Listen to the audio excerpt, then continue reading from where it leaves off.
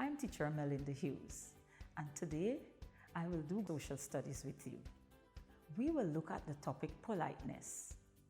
For the subtopic, we will examine caring for public property.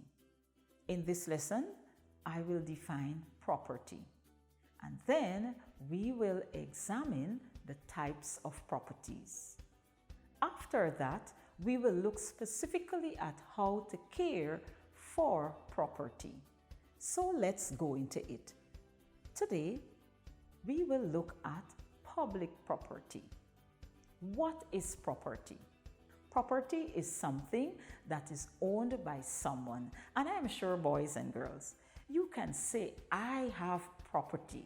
Yes, you have pencils, you have books, you have a bag, some of you have a cell phone, and lots of other things. And I am sure you can identify property that other persons own.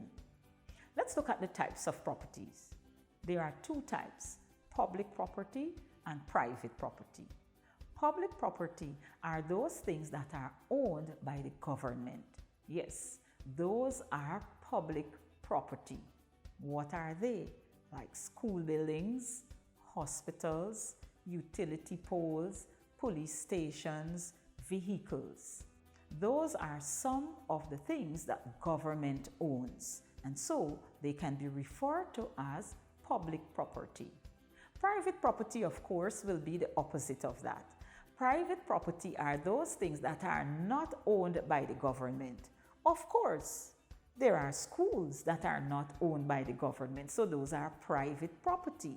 There are hospitals that are not owned by the government, and so those too can be referred to as private property. There are vehicles that are not owned by the government, so those are private property. But of course, the police stations are owned by the government. In Guyana, we do not have private police stations. So there is a differentiation. Okay, boys and girls, public and private property. But in this lesson, we will be examining specifically how people should care for public property. Now, if you notice, in the picture or in the images, there are two bridges. And for those of you who are familiar with the Demerara Harbor Bridge, you can look at that image or that picture and say, that's the Demerara Harbor Bridge. As you notice, if you look very carefully, water is lodging somewhere there, and that should not be.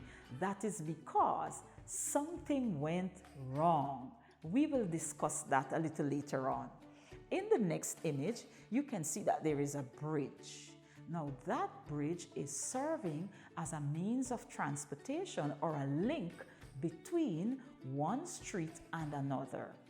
But if you look at it very carefully, you can see that there is a part that is missing. Something is wrong with that bridge. It is damaged. A part of it is broken. Boys and girls, how can we protect public property? How can citizens or how can people in a community protect public property? Of course, bridges, buildings, utility poles, telephone booths, and road signs, which are just some. How can they do this? Yes, boys and girls, I am sure you're already giving answers, or you are already thinking. In order to care our public properties, we can make sure that they are used properly. And what do I mean when I say they are used properly? If we are in a building, for example, a school, then the furniture in the school must be used properly. Do not drag or push or throw the furniture around. As a matter of fact, do not write on the walls of your school building or any other public property. As for telephone booths, in communities where those are found, they should be used for the purpose they are set there. Not to go play and pretend and have fun, or to pull the wires and leave the receiver hanging. No, that will surely damage the property. Another way how we can make sure that public property is taken care of properly is to make sure that all garbage is taken care of in a proper manner. What do I mean? What does garbage have to do with public property? Let's imagine that I have to go, or someone has to go to one of the public health centers. And so while you are there, a snack is taken or water is taken. And so after you're finished with that water or the snack, let's say it's in a wrapper or a plastic bag, you drop it right there on the floor. And then somebody else comes in and they eat or drink water or even juice or take a drink, and they put the container or the bottle right there and they leave, and others come in and do the same. After a while, let's say that's a habit. When the staff comes in who is responsible for cleaning, he or she will have excess work to do. In addition to that, if garbage is not placed in the right place, public property can be damaged because garbage that is not disposed of properly. Let's say, for example, if that garbage that is piled there is not taken care of, let's say the cleaner at the health center doesn't work for a week for some reason or the other, and the garbage is left there, piling up. After a while, what happens? Garbage has a way of making breeding grounds for harmful insects and animals. And so that can affect public property, because let's say if rats enter and cockroaches enter and flies, that sure wouldn't treat the building well, because rats have a way of nibbling, and so rats can come into contact with wires that are in the building. Another way we can protect our public property is by recycling bottles, plastic bags, and materials that, if left about, can lead to pollution. Let's examine how people destroy public property. Some people in the community have a habit of sitting on the rails of bridges. I am sure, boys and girls, in some communities where there are bridges, you would have observed that. And so after a while, constantly sitting on rails, especially those wooden ones, it weakens the structure, and then it will surely break. They also paste posters of meetings and parties and sporting events on rails of bridges and also buildings. And what happens? So, boys and girls, when people paste posters on buildings, they use paste. And of course, paste has a way of sticking. That is what it is used for, gluing on. And after a while, it makes the paint becomes discolored. So it just isn't safe. It just isn't a good habit to paste posters for meetings and parties and any event on the rails of bridges or even on public buildings, not even private buildings. Some people, and this happens sometimes in school, some people draw on buildings. They use markers, they use spray paint, they use crayons, some even use pencils. Children do that, and also grown-ups do that. Now tell me, what happens when such occurs? Yes, boys and girls, the walls of those buildings become dirty. So there is something called defacing.